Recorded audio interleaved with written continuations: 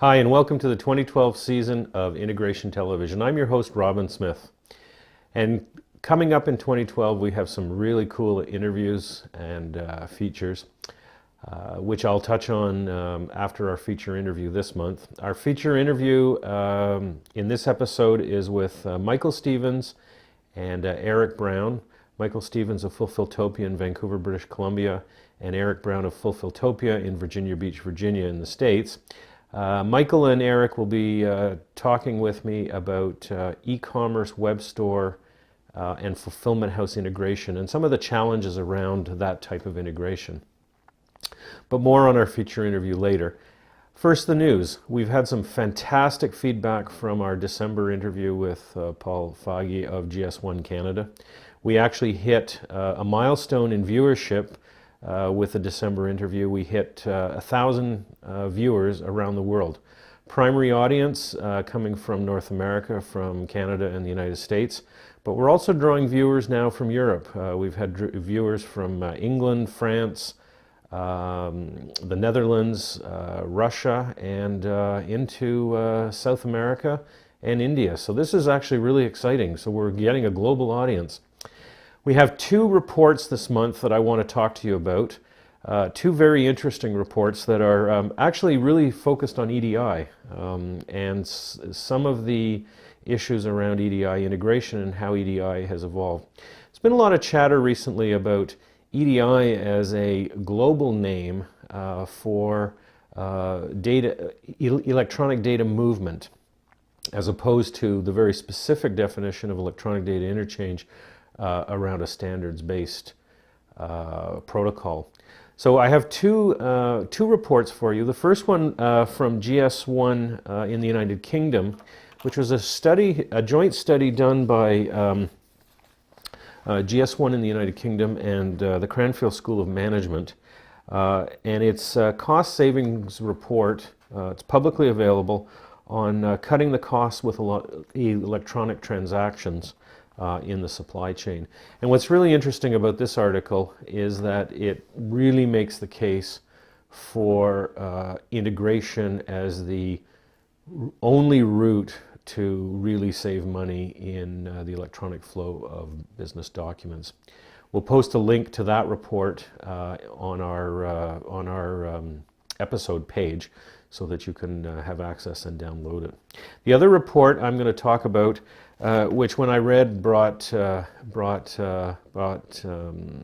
of interest and lots of all rights to it, and that's a report from Forrester research by Ken Vollmer on the future of EDI. And basically what Ken is saying in his report, it's something that at Virtual Logistics we've espoused for well over 3 years, and that is a holistic approach to integration, that companies have got to do that 360. They've got to look at data and get away from the fragmented data silos. Ken's report is a short 14-pager. It's easy to read. It's a fantastic lay of the land of where integration is going. And Ken starts using the term EDI not only to denote the standards-based protocol of electronic transactions, but really the whole flow of electronic business documents, both standards-based and non-standards-based.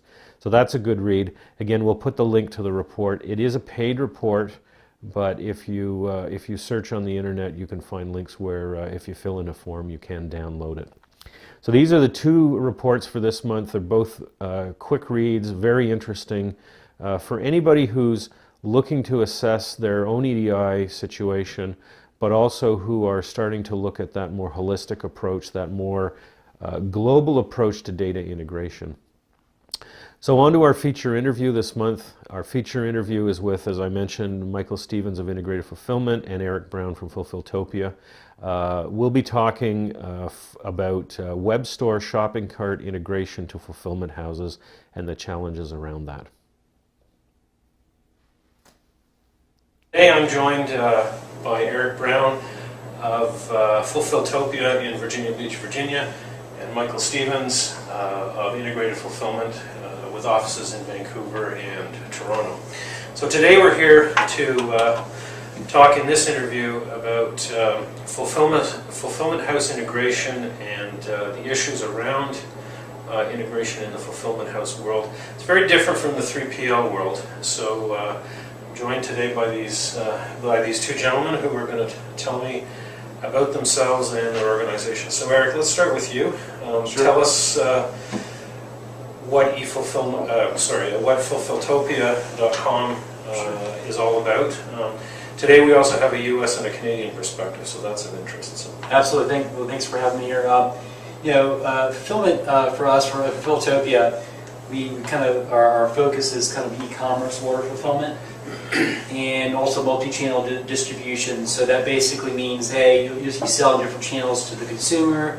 You sell wholesale to a brick and mortar store, a B2B customer versus a business to consumer customer. That's what a multi-channel basically means, but that's kind of our business model. Okay, perfect. And we tend to work with brands or manufacturers. That's kind of our unique focus. Okay. So, what about yourself, Michael? You're on the Canadian side of the border. As a fulfillment company, we have a broad cross-section of clients, and don't specialize in any particular area, but have over the years expanded expertise in health products, in fitness products, educational material, really a broad cross-section. And we go not only to consumers but also with clients who are dealing directly with retailers. So you have a good mix of the B2C, the B2B. Correct, yes. As do you. Yes. You also have the B2B and the B2C. Yeah. So how have you seen the fulfillment space change and the integration requirements around satisfying a customer's need? I know that your application has an API. Right. As does yours.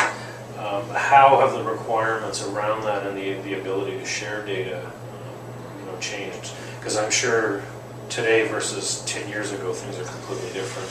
Yeah, I think accuracy and speed of response are probably the two criteria that really drive the need for integration. In the old days, when you would be communicating with a fulfillment house, a fax might be sent and somebody would have to key in the data, there would be a delay there, there'd be inaccuracies. That sort of evolved over time, and files were being sent, and the file invariably had to be manipulated in some shape or form. There's always the chance of error there. There's also the potential for delay. So more recently, with API integration, your ability to flow orders directly from a site straight into the fulfillment software allows us to be able to fulfill orders much faster. And the reality is that it's all about how quickly can you get product from the order being placed to it being shipped. And anything that you can do to avoid that delay is going to be significantly helpful. And certainly API integration allows for that. So that's basically enhancing the customer experience at the same time as satisfying the demands of your customer, who is the one that is selling the product. Is that something that you see as well? Because I know your application has an API. Well, yeah, I look at the integration in different perspectives, because the expectation today is different from what it was yesterday. It's like I need someone to take my orders and process them in the most effective way. And I guess the expectations change in terms of integration. It's becoming expected on some level. The other thing is, people that really don't understand integration is the manual process of integration. So when I say manual process, the very basic level, I have an order on my shopping cart, it's going to send an email out, I'm going to email it to my fulfillment company. That's a very manual process for them, it's for us. Then the next level of the manual process is basically, hey, my order management system or shopping cart can create a batch file, which is a list of all the orders for that particular day or time frame. Then that batch file is then uploaded into our systems. For sure, yeah. Which is more efficient, but still not as efficient. So I think the ultimate way of integrating the orders is through a web services or through the API. I call, yeah.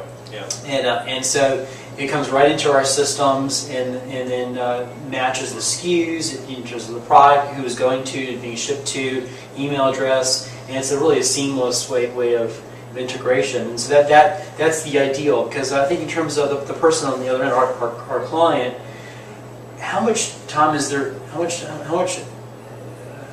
is their time worth having to do this? Either from a very high level, someone, an owner doing it, to a bigger operation, you have a full-time employee having to spend 10, 15, 30 minutes a day. That's a labor expense. Sure it is. Sure it and is. so you can run a more efficient operation and then focus on building your business versus the integration. So have you seen the downstream effect of what Eric talks about, of a customer who's manually entering that data versus an API call where the data is seamlessly passing through? Is there an increased error rate with the manual entered data that you've seen? And I'm going to ask the two of you the same question, because I think to me it's an interesting one, because we always see bad data. Yeah, I think whenever you insert somebody into the process, a person into the process, the probability of errors significantly increases. Yeah. And whether it's because the person is busy or distracted, inevitably those delays creep in. The great advantage of flowing an order right from, if like, the e-commerce site right the way through to the fulfillment company is that the person that put in the order is the person that actually placed the order. So you're entering your address as the recipient, so presumably you know your address, you know your postal code, you know what information has to be included on that order to make sure that that item can get shipped to you effectively. There's no better person than you to do that. Excellent point, because you're taking advantage of your customer's data entry, basically. Yeah. They're doing your data entry for you. That's right. And that's taking a cost off of you. From the fulfillment house perspective, obviously now having that tight integration is important. Is there a timeliness to that integration? Customers send you that batch that you talked about off of the e-commerce site. You've got that batch that comes in, you've got to manipulate it versus the API call. Is there some timeliness to that allows you then to process orders faster? Does it allow you to run your business more efficiently? And obviously then that benefits the customer. Absolutely, I think from a setup standpoint, so hey, we have a new client says, hey, we want to do business with you, and that time, the span of time it takes to learn their shopping cart, to have it integrated, it could be the death of a sale. Because if things drag long enough, it can impact our client's business. Yeah, for sure. And then working with people that understand integration is really a key. Because we worked with some development people before. They didn't really understand what integration was, and find the right people that understand it. We found that it closes the setup time, which helps the client. From the sales, very interesting. So come back to the batch file. Just one of the downsides of a batch file, outside of the potential for manipulation issues, is that you're effectively dumping a whole bunch of orders onto a fulfillment house in one go. And so, let's say you had 100 orders during the course of the day. Rather than streaming them through an API where you could stream them as they come in, and then the fulfillment company can work on them as they enter, you're very close to real time. Yeah. You are gathering up those orders and dropping them in one batch. And realistically, a fulfillment house can't work as efficiently with that kind of order drop as they could with orders that they can then flow through into their warehouse operation. So it's almost like a wave picking, where the orders come in waves. Well, and you're able to deal with them in a much more efficient manner. Yeah, exactly. I mean, you have resources that are available from the point that you start doing business to the end of the day. If you wait until, say, lunchtime to send 50 orders, and yet you've had those orders since first thing in the morning, the fulfillment company could have worked on those orders since first thing in the morning. That's right. And I think that's an interesting point as well about APIs, because some people do still treat an API as a batch transmission. Yeah. And That's an interesting point. Yeah. And I would certainly, from my perspective, I would discourage that, because although you're using API technology, you're still overlaying on that the sort of batch mentality, which means there are efficiencies that can't be used. So that's a good point. Is that a reflection of the underlying business practices then, that in the world of the API and that tighter integration needs to change? That those underlying business practices, yeah, that API is there, as you say, it's treated like a batch process. Yeah. But people don't change their culture. They don't change the way they operate or the way they do business simply because it's a new way of looking at things. It's just the same old. It's just that's a conduit. Yeah, well, exactly.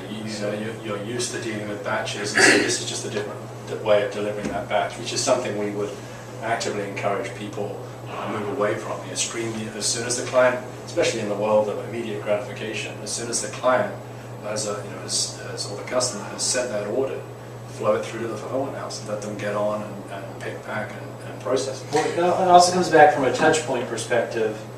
So with integration, I mean, the customer essentially orders a product, it flows through the order management system or the shopping cart system.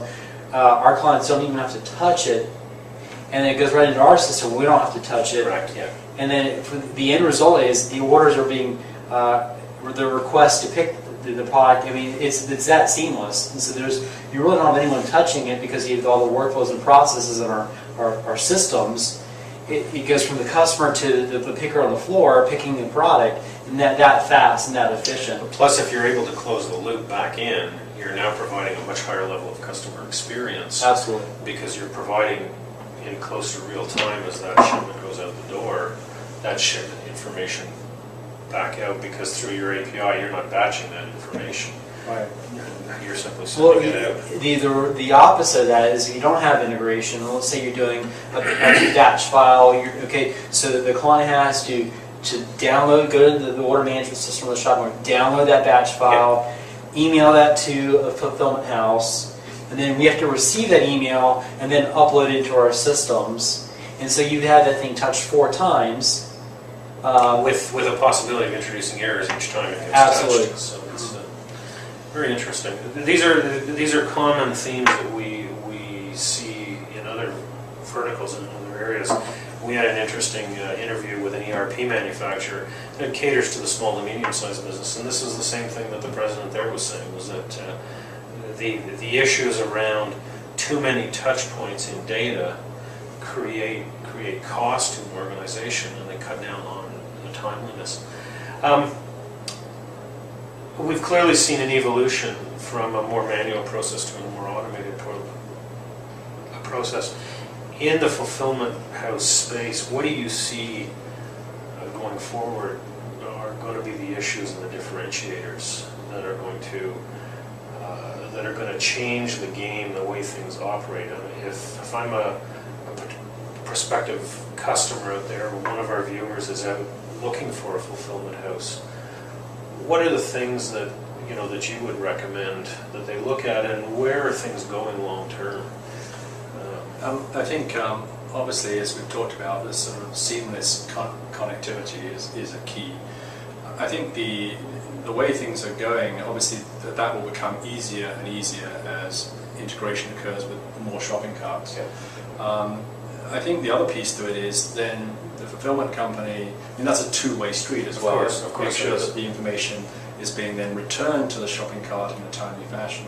I think the other point is around the data that's available that is passing through into the fulfillment company. I mean, the reality is that your fulfillment company is capturing a lot of very valuable data about your clients, about your product distribution. And what you need to look at is whether or not you're going to have access to that information in a timely fashion. I mean, the reality now is that the days of reports at the end of the month is long gone. I mean, this is long gone. This is a real-time world. Yeah, exactly. And certainly, my clients increasingly they want to see their inventory in real time. They want to see product analysis. So, where is product being shipped to, and what sort of quantities in real time? Well, I think you bring up a really good point. I guess the question is fulfillment houses, do they have technology that can handle the integration? And if they do have technology, the technology that integrate these different platforms, because a lot of fulfillment houses are still very manual in their processes, and some have a very basic software, and that is a software system. But you start to get to the automation and integration perspective. There's even fewer fulfillment houses that have the high level visibility with integration with web services of the API. So when you're looking at a fulfillment house, you have to really understand your long-term proposition. Is your fulfillment house scalable to grow? Yeah. You know, with the technology, because the technology is always changing. Yeah. So their platform is really a key driver for finding a fulfillment house. So that's an interesting point, because as as we were talking earlier, that in reality the relationship with the fulfillment house is really a partnership. Absolutely. That it's typically been viewed as a supplier, or from a supplier perspective. But the fact that a company is using a fulfillment house, this now becomes a very key partner in the process of distribution of their product, their brand image, the way their brand is perceived. And if you listen to some of the stuff that Jeff Ashcroft has talked about with the social supply chain, the way that product gets distributed and the touch points in that, it becomes really important. So a customer who engages with a fulfillment house really needs to look at them as a partner, not just as a provider of a service, so to speak. Right. I think another sort of something to in line with this, particularly with the way that technology is moving and how quickly it's moving, is that whoever you're partnering with needs to have some semblance of a strategy in terms of continued evolution, because if they were to do nothing, they quickly get overtaken by the technology that's available. So what is the company, what is your fulfillment company's strategy with a view to further utilization of the web, further utilization of APIs? Like, have they thought about this? What are their thoughts about it? Where are they prepared to really invest money in the evolution of their systems, because they have to keep doing that to remain competitive. So it's no longer, just a sec there, Eric, it's no longer I'm going to Google search and try and find a fulfillment house and really I want the cheapest price of how much. It's really all the things that you're talking about, and I think you've got something to add here. Well, yeah, I mean, to Mike's point, is when you start to think about, okay, here's your business today. So either you're selling direct to consumer through a shopping cart experience, and what if you have a product that you want to begin to sell on other channels, like the Amazons, the eBays, or you want to sell to a brick and mortar, and so you start to understand, if you want to sell through a channel like Amazon, that can become a very manual process, and does your current system be able to operate both the direct to consumer and the Amazon platform? And so the evolution of that, and that's where I think the fulfillment house software and systems can really help. Well, they need a technological strategy, as Mike was saying, to stay current and to move forward.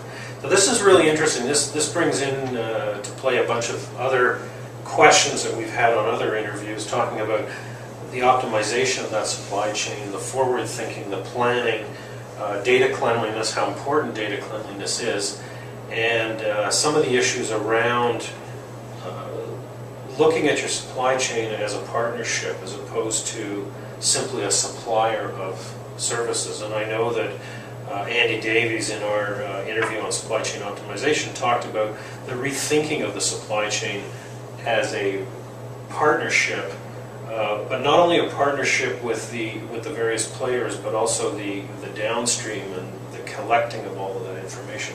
So your comment on the data mining component, I think, is really interesting. So I'd like to thank Michael and Eric for being on the show today. Lots of food for thought. We may do a second interview on this, because this is actually quite an interesting subject. You're going to start talking about integration and get kind of excited. Well, maybe what we'll do is we'll revisit this topic in a year's time and see how things have changed and see how technology has had an impact. So thank you. So I'd like to thank both of you for being here today. Thanks very much. It's very interesting. So thank you. Thank you. Great interview there with Michael Stevens and Eric Brown, talking about e-commerce, web store, shopping cart integration to fulfillment houses. This is actually a very interesting area that is growing. We're seeing a lot of shopping cart providers look for more seamless integration to fulfillment houses. We're also seeing shopping cart companies that are selling on the internet, that as their volumes increase, they want to look at that integration. So that interview provides some really good advice from people in the field who are living and breathing it on a daily basis. Coming up for the year, we have some pretty cool interviews lined up. We're going to be talking with Pistachio. So who's Pistachio?